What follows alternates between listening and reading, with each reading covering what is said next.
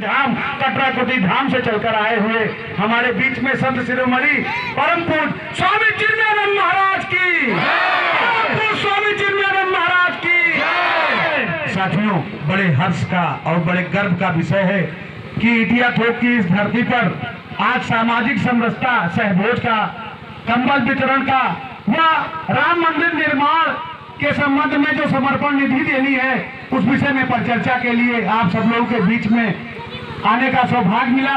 यह बड़ा भाग्य है। मैं अपने जिले के यशस्वी जिला अध्यक्ष माननीय शारदाकांत पांडे जी का, मंच पर उपस्थित परम पूज्य स्वामी चिन्मयानंद महाराज जी का और हमारी जिला कार्यकारिणी के जिला मंत्री जी, जिला कार्यकारिणी सदस्य, हमारे IT सेल के व हमारे थाने से चलकर आए हुए पांडे जी का मैं बहुत बहुत स्वागत, अभिनंदन वंदन करता हूं।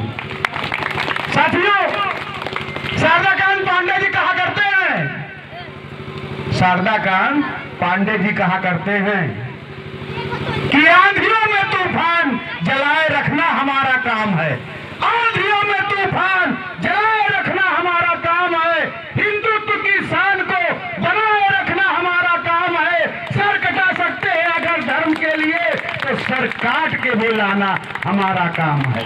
साथियों, ऐसी हिंदू युवा वाहिनी, जिस हिंदू युवा वाहिनी की नींव परम पूज्य योगी आदित्यनाथ महाराज ने रखी और इस समय रखी जिस समय आताताइयों की सरकार उत्तर प्रदेश की धरती पर हिंदुत्व के ऊपर तांडव मचा रही थी, ऐसे समय में माननीय योगी जी ने हिंदू युवा वाहिनी की नींव रखी और एक नारा दिया कि हिंदू युवा वाहिनी का योद्धा मस्त मगन मत वाला है, एक हाथ में माला तो एक हाथ में भाला है, एक हाथ में भाला है।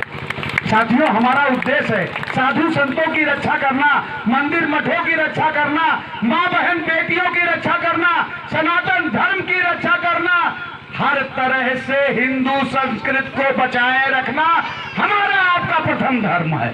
और साथियों, बड़े सौभाग्य की बात है कि हम लोगों ने अयोध्या के परिक्षेत्र में नहीं, राम जी के राज्य में जन्म लिया है। या पूर्व जन्म का कर्म है कि हमें ऐसी धरा पे अवतरित होने का अवसर प्राप्त हुआ जहाँ पे नर और नारायण के समागम में रामायण की रचना की गई, जिसको पढ़ करके अनेक लोग तर गए और हम आप भी उसको पढ़कर तर जाने की श्रेणी में। साथियों, मैं ध्यान आकर्षित करना चाहूंगा कि हमारा सौभाग्य है कि हम सरजू मैया के तीर पे पैदा हुए, सरजू मैया के किनारे एक से एक ऋषि हुए, एक से एक महात्मा हुए, राजा राम हुए। सरजू मैया के किनारे अयोध्या माँ है, राजा राम है, तुलसी जी का जन्म सरजू माता के किनारे हुआ, वाराह अवतार सरजू जी के किनारे हुआ। सरजू मैया ने अनेक महापुरुष हम लोगों के दिए, 4-6 नेता भी दिए, 2-4 गुंडा भी दिए, लेकिन उसके साथ साथ में शारदाकांत पांडे जैसा एक समाज सेवी दिया जो निरंतर भक्ति भाव से जनता की सेवा करता आ रहा है। जनता को वोटर तो सभी देखते हैं, लेकिन जनता में जनार्दन देखने का अगर किसी ने काम किया है तो वह शारदाकांत पांडे जी ने किया। किसी पद की भूख नहीं है, किसी प्रतिष्ठा की लालसा नहीं है, अगर लालसा है तो सिर्फ एक ही है कि हर घर में राम मंदिर हो जाए, हर व्यक्ति में राम पनप जाए, यह हमारा गोंडा की धरती राम राज्य हो जाए और हम भी लिखे कि हम अयोध्या के वासी। साथियों, इसी परिकल्पना के साथ माननीय शारदाकांत पांडे जी निरंतर हिंदू युवा वाहिनी के माध्यम से समाज की सेवा करते हैं। साथियों, गर्व महसूस होता है जब लोग कहते हैं कि सबसे ज्यादा रक्तदान हिंदू युवा वाहिनी ने किया। गर्व महसूस होता है जब लोग बताते हैं कि सबसे ज्यादा गरीब कन्याओं की शादी शारदाकांत पांडे जी ने कराई। और गर्व महसूस होता है जब लोग बताते हैं कि आज गोंडा जिला हिंदुस्तान में 4थे नंबर पे सफाई में आता है, नहीं तो ये विश्व में सबसे पिछड़ा जिला माना जाता था। शारदाकांत पांडे जी के विषय में अगर व्याख्यान कहते हैं ना कि सारे वन का कलम बना दो, सारे पेड़ों को काट कर कलम बना दो और सारी नदियों में स्याही घोल दो और पांडे जी के चरित्र को लिखने लगोगे, वो भी कम पड़ जाएगा, वो भी कम पड़ जाएगा, क्योंकि उम्र जरूर छोटी है लेकिन विचार बड़े से बड़ा है। कैसा बड़ा विचार है? पांडे जी ने कहा कि सुभाष चंद्र बोस ने कहा तुम मुझे खून दो, मैं तुम्हें आजादी दूंगा। मैं कहता हूं कि हर घर से एक व्यक्ति हिंदू युवा वाहिनी के लिए दो, एक योद्धा हिंदू युवा वाहिनी का हर हिंदू के घर से निकल के आएगा। इस हिंदुस्तान को ही नहीं, पूरे विश्व को हिंदू राष्ट्र बना के दूंगा। ऐसे विचार साथियों, आज जरूरत है अपने बेटों को ज्ञानवान बनाने की, अपने बेटों को संस्कारवान बनाने की, लेकिन साथ साथ जरूरत है अपने बेटे को बलवान बनाने की कि जरूरत पड़ने पे वो अपने धर्म की रक्षा कर सके, जरूरत पड़ने पे वो अपने समाज की रक्षा कर सके और जरूरत पड़ने पे वो अपने परिवार की रक्षा कर सके। साथियों, बेटों के साथ में बेटियों को भी आगे बढ़ाना है, बेटों के साथ में बेटियों को भी आगे बढ़ाना है। पिछली आताताई सरकारों में हमारी बेटियों के साथ ऐसा हुआ कि आज हर बाप के दिल में एक डर रहता है कि मेरी बेटी को कहीं कुछ ना हो जाए। इस डर को निकालने के लिए माननीय योगी जी ने, माननीय मोदी जी ने ऐसे ऐसे नियम लगा दिए हैं कि कोई अगर बेटी की तरफ आंख उठा के देखता है तो उसकी आंखें निकाल ली जाती हैं। और यह गर्व का विषय है कि आज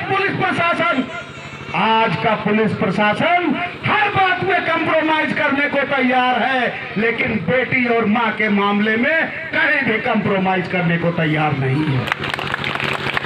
और साथियों, इसके बाद भी अगर आपको लगता है कि हमारी बेटी को कुछ हो गया, कॉलेज जाएगी, स्कूल जाएगी, तो जिस बेटी को पेन दे दिए, पेंसिल दे दिए, 5,000 रुपया उसका फीस दे दिए, स्कूटी दे दिए, सौंदर्य का प्रसाधन दे दिए, उसी बेटी को एक हंसिया दे दो, एक तलवार दे दो, एक चाकू दे दो, एक कटार दे दो और कह दो है बेटी, योगी जी और मोदी जी के राज में कोई तेरी तरह भाग नहीं उठा सकता है। अगर फिर भी कोई आग उठाता है तो सर काटने का काम बेटा तुम करना, मुकदमा लड़ने का काम एसआई पांडे जी और शारदा कांड पाड़े।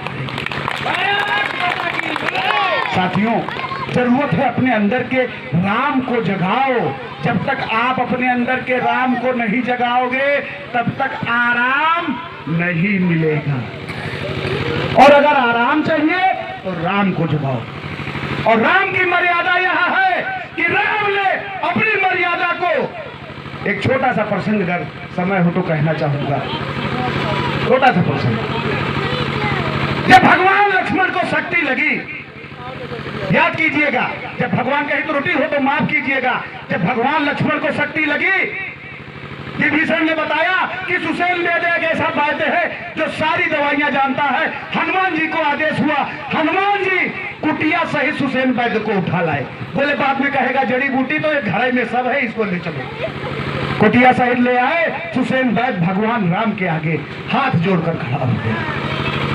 बहुत ध्यान से सुनिएगा, सुसेन वैद्य भगवान राम के आगे हाथ जोड़कर खड़ा हो गया।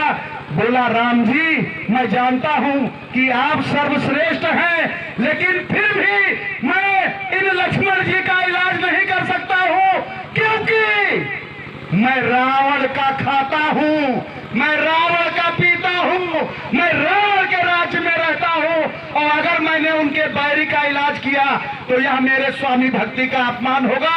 राम जी ने तुरंत कहा कि जिस धर्म की रक्षा के लिए पिता चला गया, जिस धर्म की रक्षा के लिए राज्य चला गया, उस धर्म की रक्षा के लिए अगर मेरा भाई भी चला जाए तो जाने दो। हे हनुमान जी, इस सुसेन वैद्य को वही छोड़ के आओ जहां से इसको लाए। अगर धर्म की रक्षा के लिए लक्ष्मण के प्राण जा रहे हैं तो वह भी इस राम को मंजूर है। ऐसे हमारे राम जी, ऐसे राम जी का वचन जिन्होंने धर्म के लिए भाई को भी जाना मंजूर किया, लेकिन धर्म का जाना मंजूर नहीं किया। सुसेन वैद्य हाथ जोड़कर उनके चरणों में गिर गया। बोला प्रभु, बहुत बड़ी परीक्षा थी, आपने सहज भाव में पास कर लिया। ऐसे राम जी का हम आप अनुसरण करते। मैं फिर थोड़ा समय और चाहूंगा। एक बार एक भक्त था, भक्त से शुरू हुआ तो भाई कहानी सुनाना मजा आता है। एक भक्त था, उसने भगवान को पूछा कि हे नारायण, नारायण जी जा रहे थे, भक्त जा रहा था, बोला रोजे नहाना पड़ता है, ठंडी में नहाओ, गर्मी में नहाओ, जब देखो तब नहाओ, कोनो ऐसा उपाय बताओ कि नहाए ना पड़े। नारायण जी मिल गए, भैया बोले ऐसा उपाय बता दो तुरंत तर जाए। नारायण जी बोले भैया राम का नाम लो। बोले राम का नाम लेने से मैं तर जाऊंगा? बोले हाँ। बोले राम के एक नाम की महिमा बताओ। हनुमान जी भगवान नारायण जी राम की महिमा बताते हैं। एक साधु महात्मा जी थे, बड़े पहुंचे हुए व्यक्ति थे, किसी गांव से जा रहे थे। माताओं बहनों को उत्सुकता रहती है अपने बच्चों का भविष्य जानने की। उन माता में एक माता जी थी, एक पुत्र था। उत्सुकता आई कि मैं भी महाराज जी से अपने बेटे का भविष्य पूछूं। महाराज जी से जब भविष्य पूछा, महाराज जी ने आंखें बंद की, दिव्य दृष्टि डाली, परम सौभाग्य को उसके देखा। महाराज जी ने जब दिव्य दृष्टि डाली तो उसके दुर्भाग्य को नहीं, उसके परम सौभाग्य को देखा। और उसके परम सौभाग्य को देखकर महाराज जी चकित हो गए। बोले एक दिन ये बहुत बड़ा भगवान का भक्त बनेगा। ये कहकर के महाराज जी चले गए। बेटा बड़ा होने लगा, बेटे के अंदर अच्छे अच्छे गुण गाने लगे। वो बीड़ी पीने लगा, तंबाकू खाने लगा, गांजा पीने लगा, दारू पीने लगा, अन्यत्र जितने भी गंदे काम थे वह सारे काम वह लड़का करने लगा। समय बीता, 20 वर्षों बाद फिर महाराज जी उस गांव से आए। वह माता बड़ी दुखी थी। माता जी ने कहा कि महाराज जी आपने तो बताया था यह बहुत बड़ा भक्त बनेगा, ये तो महाराज जी गांव का सबसे बड़ा शैतान बन गया। महाराज जी इसको आप अपने चरणों से लगा ले, इसको अपने साथ ले जाए, और आप अगर कहते हैं तो आप ही के सानिध्य में इसका कल्याण है। महाराज जी ने बोला चलो ठीक है, जहाँ 100 घोड़ा रहते हुआ एक गधौ रह ले भाई, जहाँ 100 घोड़ा रहते हुआ एक गधौ राहत है, जहाँ 10 बुद्धिमान रहते हुआ 2 बेवकूफों राहत है। तो महाराज जी ने ऐसा मन में भाव करके उस भक्त को अपने साथ में लिया और उस भक्त को लेकर के चले। तो उस भक्त ने शर्त रखी, बोले महाराज जी चलूंगा लेकिन एक शर्त है। बोले कहा? बोले सबसे पहले तो नहाऊंगा नहीं, फिर दूसरी, बोले दूसरी जो आप पूजा करने को कहोगे वो नहीं करूंगा। बोले तीसरी, बोले खाना सबसे पहले खाऊंगा। बोले चौथी, बोले सबसे पहले सोऊंगा। बोले पांचवी, बोले काम खोलो नहीं करूंगा। बोले सब शर्त मंजूर है तू चल। सब शर्तें मंजूर करके महाराज जी उस अबोध बालक को अपने साथ ले गए। वह निरंतर महाराज जी के आश्रम में रहने लगा। समय बीतने लगा, महाराज जी बड़े वृद्ध हुए। एक समय आया कि महाराज जी का अंत समय आया। महाराज जी ने उस चेले को बुलाया, बोला बेटे 10-15 साल तो तूने खाया है इस आश्रम का, और मैं अगर तुझसे कुछ मांगू तो तुझे देना पड़ेगा। वह चेला बोला कि महाराज जी सेवा तो भाई बहुते की, खूब खवाई, नीक नीक घी भी खिलाई, तो जरूर इनकी एक बात माननी चाहिए। तो महाराज जी ने पूछा कि भाई बताओ। उस लड़के ने पूछा कि महाराज जी बोलो क्या करना। बोले सिर्फ एक बार अपने श्री मुंह से कह दो भगवान सियावर रामचंद्र की जय। हो भगवान सियावर रामचंद्र की, भगवान सियावर रामचंद्र की। ऐसा कह करके महाराज जी ने उसके श्री मुख से एक बार भगवान श्री राम का नाम निकलवाया। महाराज जी की अंतगति हो गई। समय बीतता गया, लेकिन महाराज जी ने अपने चेले से कहा कि बेटा जब वहां तुम जाना और तुम्हारा फैसला हो तो बता देना कि बुरा बाद में भोगेंगे, पहले अच्छा भोगेंगे। और वही समय आया, उस चेले का भी जब अंत समय आया, यमराज जी के सामने खड़ा हुआ, सारा बही खाता पलट दिया गया। कुल करना काला काला, एक पन्नम बिच्चम सफेद छोटा सा राम लिखा। बोले भाई एक बार ये राम बोला है अपने जीवन में, बोले इसका पुण्य से मिलना चाहिए। तो यमराज जी सोचे साला हम तो खुद नहीं जानते कि एक बार राम जी बोलने से कितना पुण्य मिलता है। तो बोले एक काम करो, ब्रह्मा जी से चल के पूछो। तो जब ब्रह्मा जी के पास जाने लगे, चेला बोला हम अकेले तुमको नहीं जाने देंगे। बोले कहा है? बोले ब्रह्मा जी पता नहीं कहा बताओ, आप आखिर पता नहीं कहा बता दो। तो ब्रह्मा जी के पास उसको ले गए। ब्रह्मा जी से करवत निवेदन करके सारी बात बताई। ब्रह्मा जी भी हाथ जोड़ लिए, बोले ऐसा है शंकर जी भगवान राम के अनन्य भक्त हैं, अगर कोई बता सकता है तो शंकर जी बता सकते हैं। वहां से वो लोग शंकर जी के पास गए। शंकर जी भी बेचारे हाथ जोड़ लिए, बोले इन राम का महिमा मंडन तो मैं भी नहीं कर पाऊंगा, अब उन्हीं के पास जाओ जो राम बन करके इस धराधाम पे आए हैं। साथियों यकीन मानिए, वह व्यक्ति, वह चेला यमराज के साथ नारायण के क्षीर सागर में पहुंचता है। भगवान आंखें खोल कर देखते हैं, मुस्कुराते हैं। यमराज कुछ कहे उसके पहले ही भगवान कह देते हैं कि इसने एक बार मेरा स्मरण किया है, इसलिए हे यमराज तुम यहाँ से वापस जाओ, क्यों क्योंकि एक बार राम का नाम इसने लिया है तो इसे मेरे हृदय स्थल में आवास निवास मिलेगा, या परम पिता परमात्मा में विलीन होगा और सारे जग में अपना नाम रोशन करेगा।